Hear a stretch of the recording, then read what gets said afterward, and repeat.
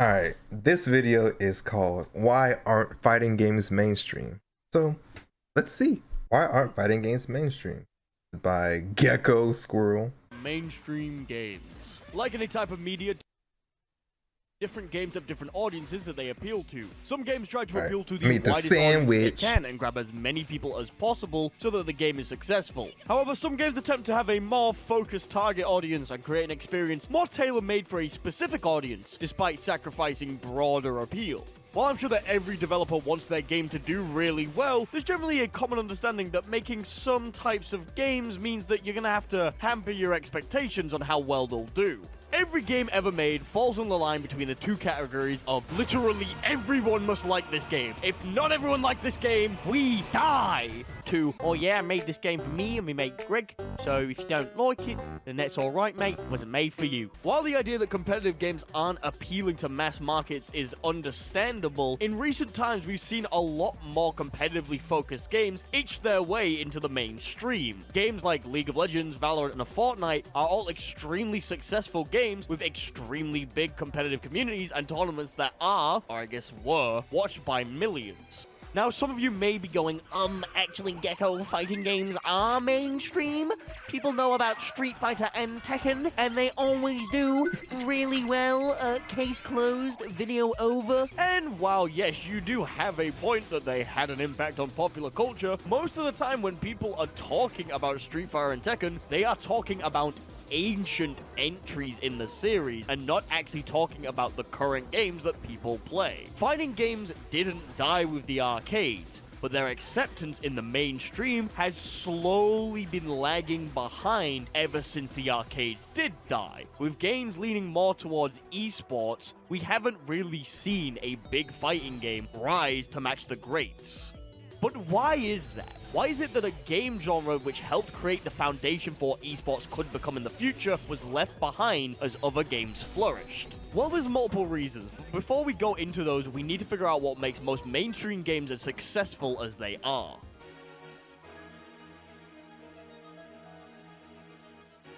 As games have begun to get more and more popular, developers have begun to realize something. Players like it when they win. When games were first being made, developers would intentionally, or most of the time accidentally, make sections of their games which were much harder than other parts in order to add playtime to their game so that players didn't feel like they wasted their money or they tried to get more quarters out of them at the arcades.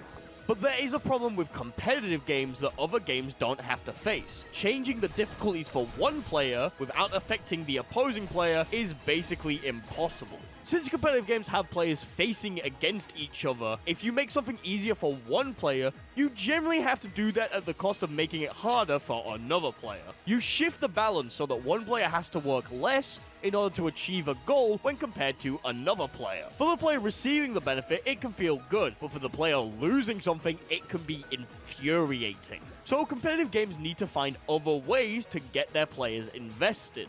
A lot of games like this need to use some sort of dopamine hook to keep players playing.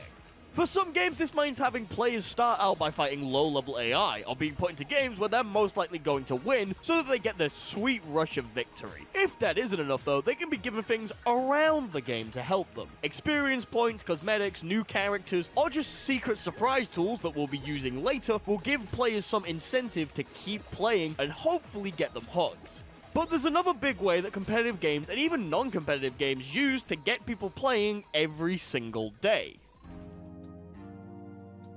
Well, giving players massive things to work towards so that they get into the habit of playing every single day and have it become a normal part of their routine. Also, things like Battle Pass and seasonal events do this really well by having players log into the game as often as possible to get rewards with the hope that they begin to have the habit form that lasts for a longer time than the event spans. And when you have a large group of people logging in several times a week to play the same game, you begin to form a community. Humans by their natures are social creatures and naturally seek out communities in which they feel like they can be themselves and connect with other like-minded people who they can relate to. For video games, this means seeking out people who enjoy the same games as they do and finding places that they can share their feelings on the games.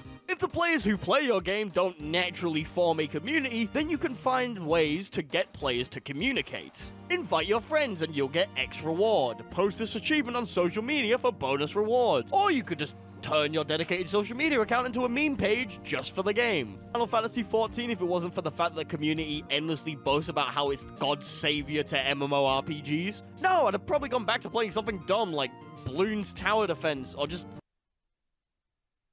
reference balloons. If you run into any problem in life, there's always two ways to solve it. A lot of hard work, time, personal development, and persistence to get the task done at hand, or a bunch of money. If you can't get people to play your game for some reason, you can just keep throwing money at the marketing team in order to get them to shove the game in front of literally everyone they can, whether they want to see it or not. I'm sure upon hearing this, you're thinking of some pretty legendary games that have been making rounds around YouTube for the past couple of years, and I'm glad to say that I'm proudly sponsored today by my Patreon, which you can join in the description. I'll post on it soon, I promise. Just the last couple of months have been a little bit crazy. Honestly, this is the way that most AAA games go down nowadays to foster communities. Just dump a bunch of money on the marketing team, make a fancy animated trailer, drop it everywhere you can, get Jeff Keighley to suck your dick for a little bit, and watch the money flow back into your account. Is it an honest way to promote your games? God, no, but it works, and it gets people playing the games and spending money. Obviously, not all games are marketed in a way that trick players into playing them. But if you've tried everything else and it's not working, I mean, the option's always there. So how do all of these apply to fighting games? Yo, I can't look at sick, bro. Let's start with the one that they get absolutely right. Gameplay. The sense of community. Talk to any avid fighting game player, and they will tell you that the thing that got them hooked on these games is easily the community. They get that right. The fighting game community is an amazing place full of people who genuinely love these games for what they are and want others to love them as much as they do. They organize events, they create I thought it was, but anything I've seen from any other game genre. And good God, they just love to go at each other's throats, but it's all part of the charm in the community. It seems scary with some of the toxicity, but the majority of the FGC has a zero bullshit policy. If you're being a piece of shit, you get kicked out immediately without any hesitation or second thought. I love the community and the people in it. It's safe, it's inviting, it's a great way to meet new people and grow as a person. However, that's not exactly thanks to the people who develop these games. While it's true that there are some games that allow players to organize in-game and form bonds through the game, most of the games don't have those kind of features. The closest game that I can think to actually doing anything to foster an in-game community is Street Fighter V with the Capcom Fighting Network, which was certainly an attempt. It has things like clubs, which allow you to be in a general group with your friends or just other people and show off your cool club title, but apart from that, it doesn't do too much. Hopefully in Street Fighter 6, they implement these features more and iron out some of the kinks so that players can do more things with it. Like, maybe add a club battle mode where you can go against other clubs in, like, crib battles, and you have to gain rank points to get an overall club position on a leaderboard. Then at the end, it checks to see who's the biggest club, and if you're part of one of the bigger ones, you all get prizes, and the players who contributed the most get bigger, flashier prizes. I hope that the developers find ways to keep players invested that don't involve just winning more games. Because if they do find that way and find ways to hook players, I genuinely think that fighting games could break through the barrier of niche competitive games and burst into the mainstream in style. As always, a very special thanks to 64 MHz, almost that time. I mainly agree about what he's saying. I think fighting games like coming up, I think they'll be pretty good. I think what's carrying fighting games now is like the presence of social media accounts, everyone, let's say, tweeting about it. And I'm gonna say that, like, for now, like the designs, like, you know, a lot of people like the new, like, people like know like a lot about Guilty Gear now because of Strive's redesign their characters, like seeing like Milia, Giovanna, and now Bridget and Testament, you know, being like all this like cool, like unique designs.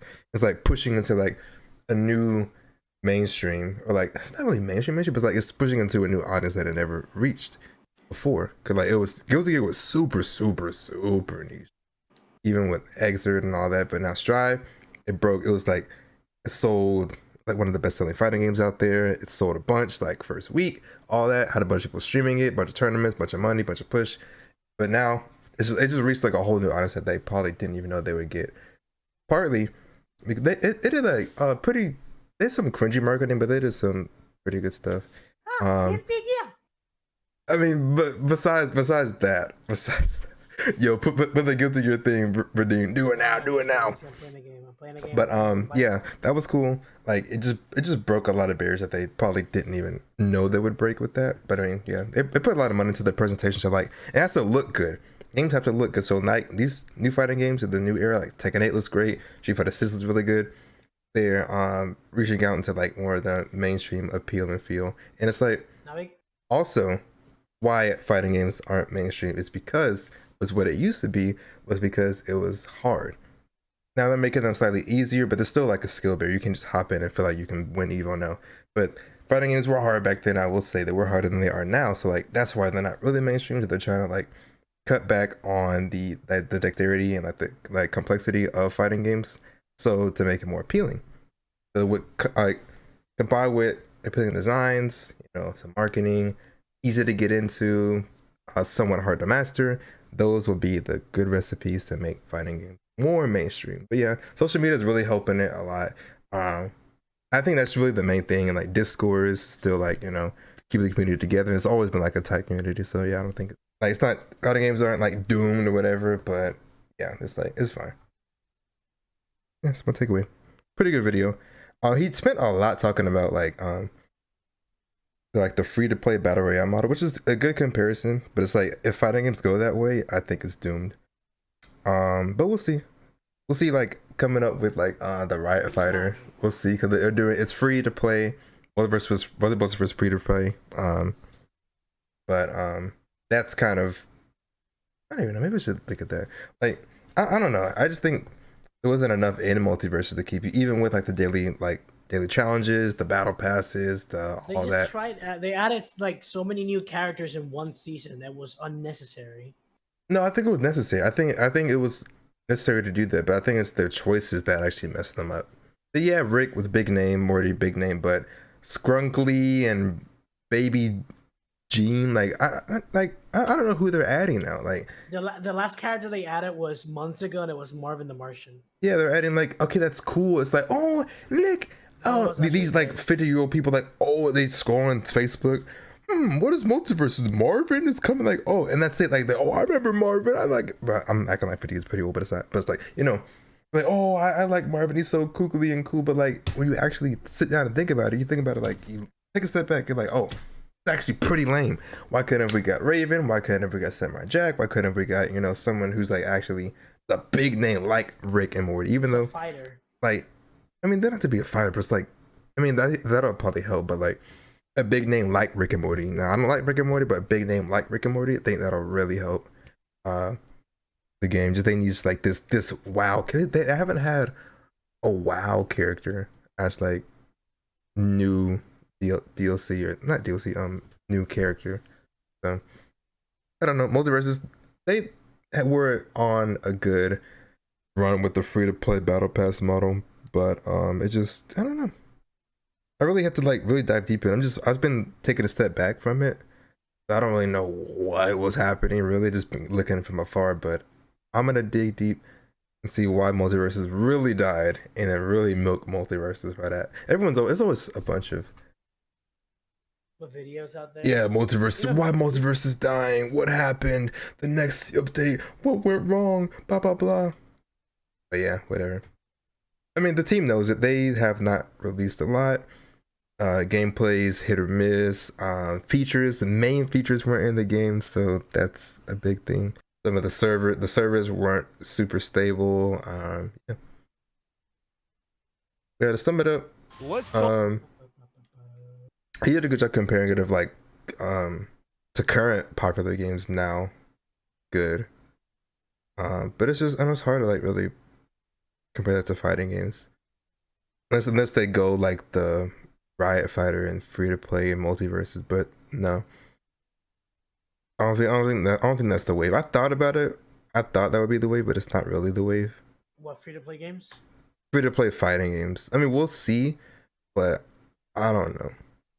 We'll see how Riot monetizes it, and yeah, Multi did a good job, but it's like, yeah, I mean, the people who are doing it is like, the West, so we'll see like how Japan does.